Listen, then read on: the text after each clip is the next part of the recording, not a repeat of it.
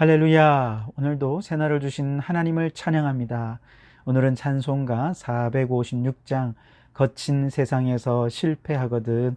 우리 이 찬양 가사를 깊이 묵상하면서 정말 고된 일을 하다가 너무너무 힘들 때 주님의 못자국 난 손을 어루만지며 새 힘을 얻는, 주님이 나를 위해 이렇게 고생하셨는데 내가 당하는 고난 아무것도 아니다, 그렇게 생각하면서 그 모든 고난을 잘 이겨낼 수 있는 힘이 생겨날 수 있길 바랍니다. 우리 1절과 4절을 찬송하시겠습니다. 함께 찬송합니다.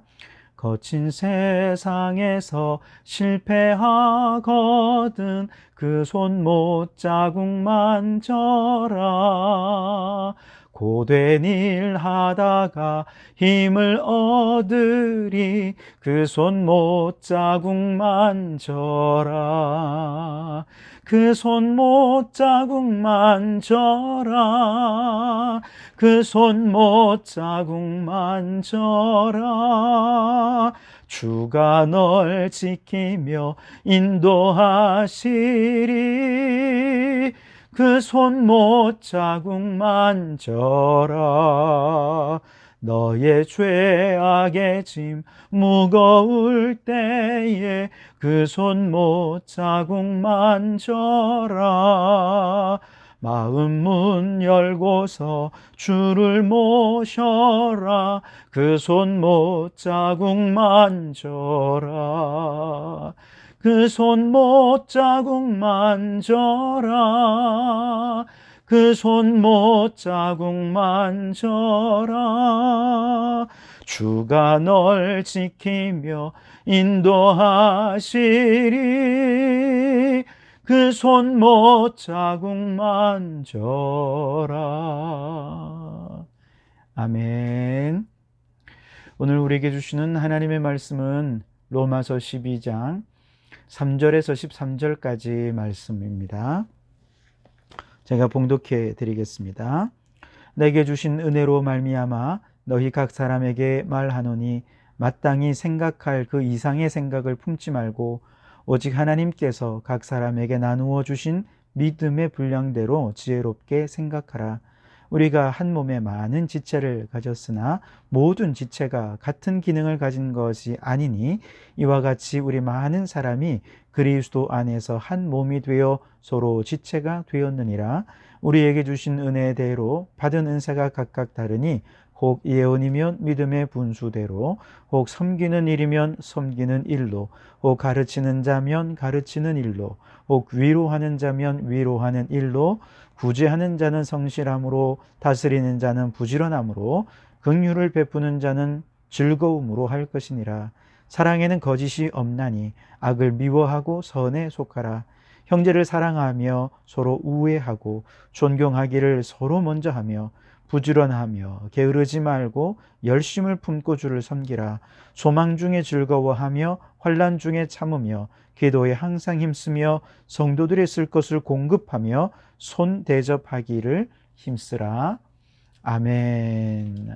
자, 오늘도 이 말씀을 통해 우리에게 주신 하나님의 음성을 듣게 되길 바랍니다. 믿음으로 구원받은 성도는 이제 양자의 영을 받아서 천국의 상속자가 되었죠. 그렇다면 우리는 이 땅에 살면서 정말 하나님의 아들로 또 천국의 상속자로 변화된 모습으로 살아야 하겠는데, 바울은 그런 변화된 삶의 모습을 가리켜서 로마서 12장에서 너희 몸을 하나님께 드리는 산 제물로 바치라, 그렇게 말씀하고 있죠. 이처럼 하나님께 제물로 바쳐진 인생의 목적은 무엇이냐? 바로 하나님께 영적 예배를 드리는 삶을 살아가는 것입니다. 그러나 이건 내 힘으로 되는 게 아니죠. 그래서 우리의 마음에 거하시는 성령님께 삶의 모든 주권을 내어 맡기고, 그래서 마음의 변화를 받아 하나님의 선하시고 기뻐하시고 온전하신 뜻을 추구하며 살아갈 때 바로 그러한 삶이 하나님께 드려지는 영적 예배가 될 수 있게 되는 것입니다. 자, 이렇게 개인적인 삶에 있어서 삶의 주권을 변화시킴으로 영적 예배를 드릴 수 있게 된다면 이제는 그 범위를 좀 확대시켜서 개인적인 차원에서 넘어서 공동체적인 차원에서 어떻게 하나님께 예배 드리는 삶을 살 수 있는가?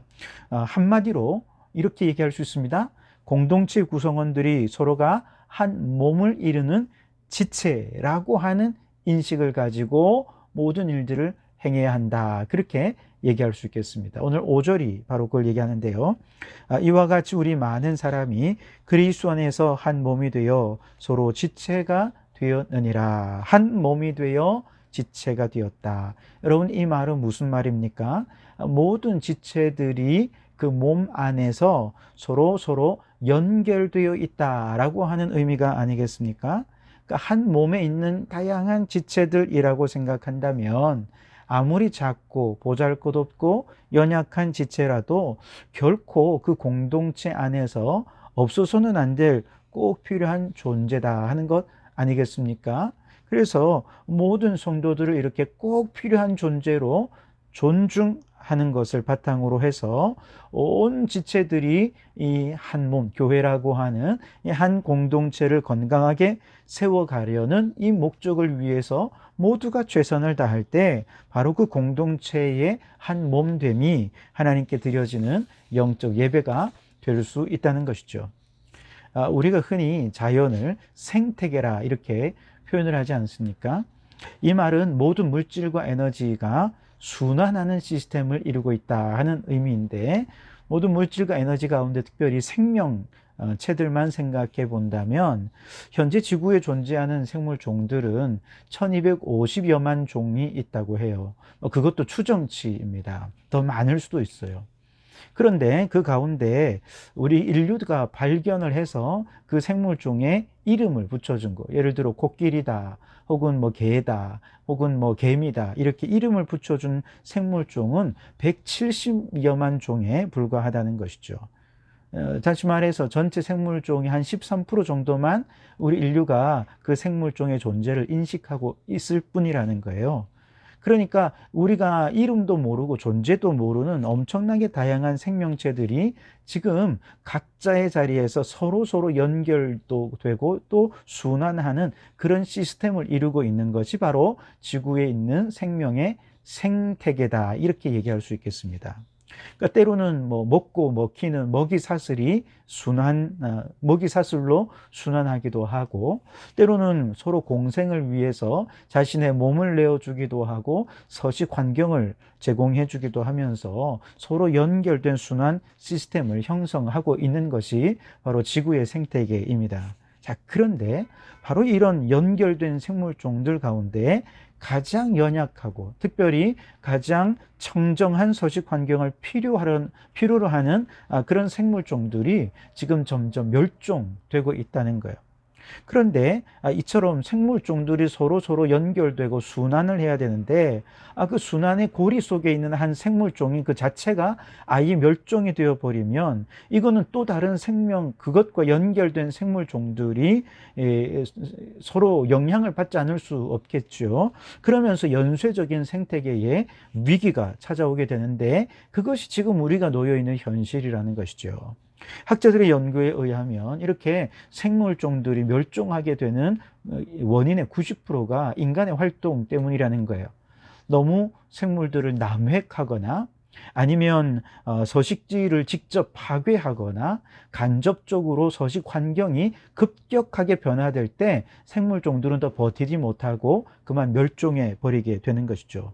최근에는 기후변화로 인해서 생물종의 위기를 맞이하고 있다는 얘기를 많이 듣죠. 이 기후변화도 역시 그 원인이 인간의 활동 때문 아니겠습니까? 그러니까 결국 생물종이 멸종하는 이유는 우리 인간들 때문이라는 것이죠. 여러분, 혹시 아이들이 놀이하는 젠가 게임이라고 혹시 해보셨는지 모르겠어요. 층층이 쌓아 올린 나무 토막들의 그 탑이 있습니다. 그 탑 안에 있는 그 나무 토막들을 톡톡 손가락으로 쳐서 하나하나 중간중간에 있는 토막들을 빼내는 거죠. 균형을 잘 잡으면서. 그러다가 누군가 하나 탁 건드렸는데 그것이 그만 전체적인 균형을 무너뜨리면 와르르 하고 무너져 버리게 되고, 그렇게 무너뜨린 그 사람이 벌칙을 받게 되는 게임이 젠가 게임이라고 하는 게임인데요. 지금 생태계가 중간중간에 생물종들이 마치 젠가가 하나씩 둘씩 그 토막이 빠지는 것처럼 생물종들이 이렇게 멸종되고 있다는 거예요. 그러면서 생명체 전체의 생태계가 순환고리들이 흔들리고 있다는 것이죠. 그리고 이제 어쩌면 얼마 안 있으면 이게 무너질 위기에 처해져 있노라고 많은 생태 관계자들이 경고하고 있습니다. 이처럼 하나하나 생명종이 멸종되어 가다 보면 결국 그 모든 생명종의 최상의 포식자가 누구입니까? 우리 인간 아니겠습니까? 그 모든 원인의 제공자이기도 하고 또 모든 것의 최상의 포식자이기도 한 인간도 그 모든 그 생태계의 한 순환의 연결고리 중에 하나이기 때문에 최종적인 타격을 받아서 결국 인류도 멸종할 수밖에 없게 될 거라는 것이죠. 자, 그렇기 때문에 인류의 멸종을 막기 위해서라도 지금부터라도 지구상에 인간만 존재하는 게 아니고 모든 생명들은 서로 연결되어 있고 순환되고 있다라고 하는 이 의식을 분명히 가지고 모든 생명종들을 하나하나를 귀하게 여기고 그 생명을 보존하기 위해서 최선의 노력을 다해야 할 것입니다. 남획하는 걸 막아야 되겠고요. 개발이라고 하는 명목으로 생물종의 서식지를 파괴하는 일들을 막아야 합니다. 그렇게 해서 생물종들의 생존할 수 있는 서식지를 보존하면서 서로 순환하는 구조를 튼튼히 가져갈 때 그것이 결국 인간을 살아갈 수 있게 하는 것이 된다는 것이죠.